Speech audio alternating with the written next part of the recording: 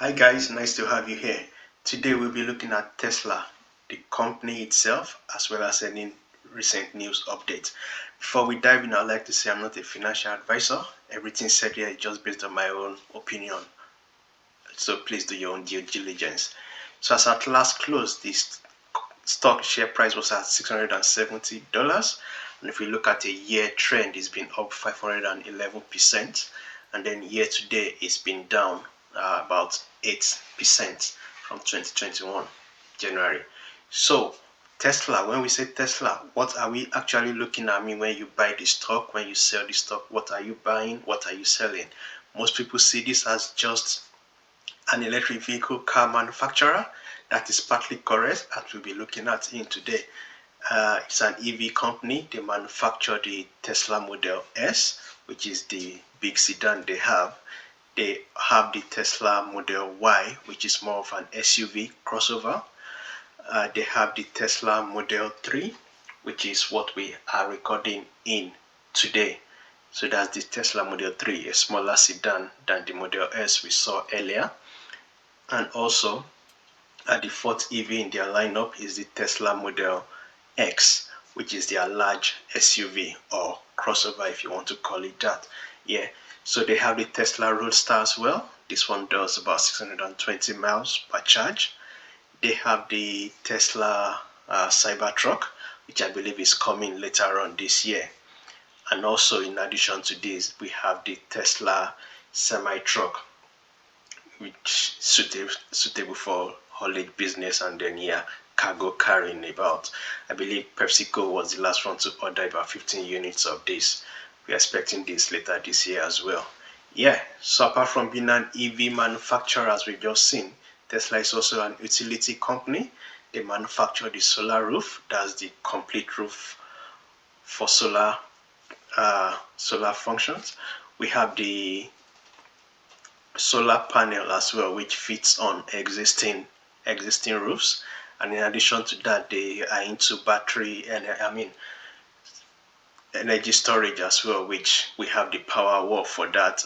That's for individual use. You charge up during the day, and any excess energy you have, you can store it into the battery for use when there's no sunshine, or something you can feed back into the grid. As we'll say in this small animation, you can feed the grid at night, and then during the day you get charged up from the solar. Also, we have the power pack, which is for the large scale commercial deployment. It's also batteries for storing energy. I believe they are using this somewhere in Australia as well as US. Tesla can also be seen as a battery company. They manufacture their own batteries. At the moment, they are just manufacturing for their own personal use in their EVs, and I believe as time goes on, they'll be selling this to other manufacturers. Tesla can be seen as a charging company. They have various charging infrastructure. The super charger, they have various super charging stations all about. I believe these are just used for Tesla vehicles at the moment as well, but to soon be opened up to other EV manufacturers as well. And we have the wall unit for home charging.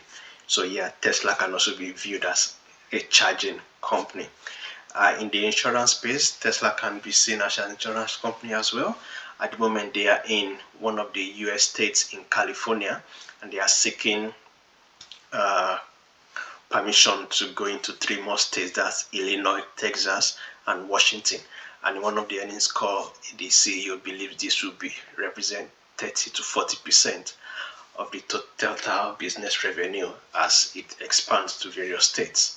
Apart from being an insurance company, Tesla can also be viewed as a software company. The various EV cars always get over-the-air software updates, improving the features. Also, they are into self-driving as well, autonomous vehicle, whereby the cars can drive themselves.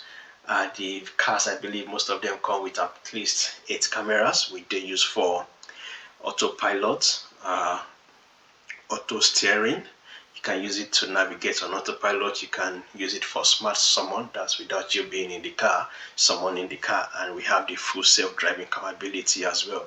And when this become released, all you need is to just get in your car in the morning. It syncs with your calendar and takes you where you need to go.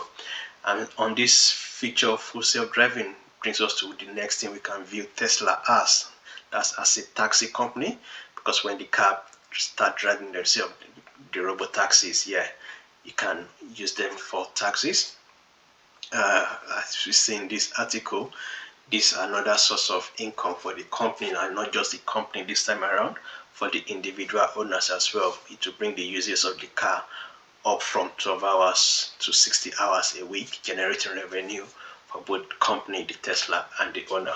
And of late, we've seen Tesla in the Bitcoin space as well. Yeah, the CEO announced you could buy the car with Bitcoin, and the company purchased some Bitcoins as well. So Tesla should be viewed as a combination of all these companies and not just as an EV company. And the CEO summed it up nicely when he said Tesla should be thought of as roughly a dozen technology startups, many of which have no correlation with traditional automotive companies. So yeah, it's not just an automotive company, it's a combination of various startups. So that takes us to the latest news regarding Tesla. I believe this is from Morgan Stanley, one of their analysts, when he said not owning Tesla stock is the greater risk ahead of the massive infrastructure package. That's referring to the US president's infrastructure package of $2 trillion. You believe Tesla benefit more from this. So there we have it, guys. Just a quick update for you. Feel free to like and subscribe for more content. Peace.